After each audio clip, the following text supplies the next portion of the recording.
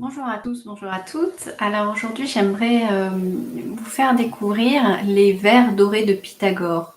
On connaît à peu près tous Pythagore par rapport au théorème de Pythagore, mais Pythagore était aussi un philosophe et un sage, et il nous a transmis des écrits, notamment les vers dorés, qui sont pleins de sagesse et que j'aimerais vous faire découvrir aujourd'hui.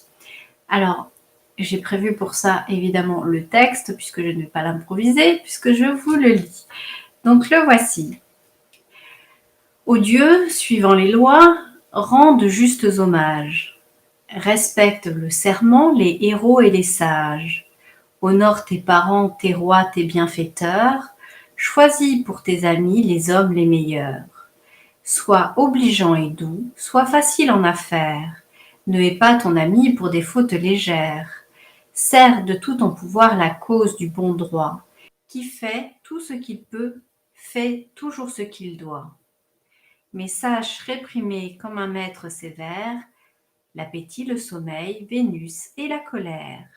Ne forfait à l'honneur ni de près ni de loin, et seul sois toi-même un rigoureux témoin. Sois juste en action et non pas en parole, ne donne pas au mal de prétexte frivole. Pardon, ça veut dire que c'est vrai. Le sort nous enrichit, il peut nous appauvrir. Mais faibles ou puissants, nous devons tous mourir. À ta part de douleur, ne sois point réfractaire, accepte le remède utile et salutaire, et sache que toujours les hommes vertueux, des mortels affligés, sont les moins malheureux. Aux injustes propos que ton cœur se résigne, laisse parler le monde et suis toujours ta ligne. Mais surtout, ne fais rien par l'exemple emporté, qui soit sans rectitude et sans utilité. Fais marcher devant toi le conseil qui t'éclaire, pour que l'absurdité ne vienne pas derrière. La sottise est toujours le plus grand des malheurs, et l'homme sans conseil répond de ses erreurs. N'agis point sans savoir, sans zèle pour apprendre, prête à l'étude un temps que le bonheur doit rendre. Ne sois pas négligent du soin de ta santé, mais prends le nécessaire avec sobriété. Tout ce qui ne peut nuire est permis dans la vie, sois élégant et pur sans exciter l'envie. Fuis et la négligence et le faste insolent, le luxe le plus simple et le plus excellent. N'agis point sans songer à ce que tu vas faire, et réfléchis le soir sur ta journée entière. Qu'ai-je fait? Qu'ai-je ouï? Que dois-je regretter? Vers la vertu divine, ainsi tu peux monter. Ça, c'était la première partie. On va passer à la deuxième partie, qui est un peu plus initiatique. Je t'en prends à témoin tes tractis ineffables, des formes et du temps fontaine inépuisable. Et toi qui sais prier quand les dieux sont pour toi, achève leur ouvrage et travaille avec foi. Tu parviendras bientôt et sans peine à connaître d'où procède, où s'arrête, où retourne ton être. Sans crainte et sans désir, tu sauras les secrets que la nature voile aux mortels indiscrets.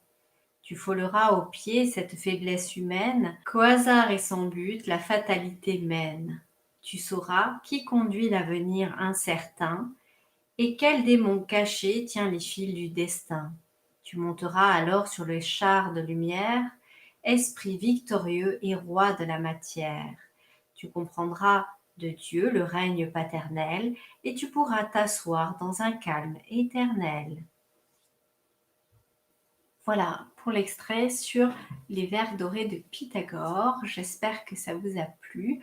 N'hésitez pas à les réécouter, ils sont pleins de sagesse et donnent des règles de vie pleines de bon sens et qui effectivement peut mener à la fois à l'éveil et à s'élever vers le divin. C'est pour ça que je voulais partager ça avec vous.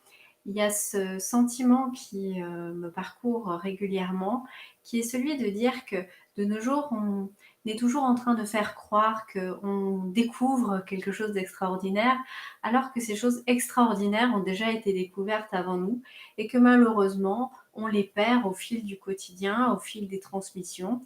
Et si parfois on reprenait avec un peu d'inspiration et d'intuition certains textes anciens, on pourrait les faire siens et suivre un chemin qui soit bon pour chacun de nous.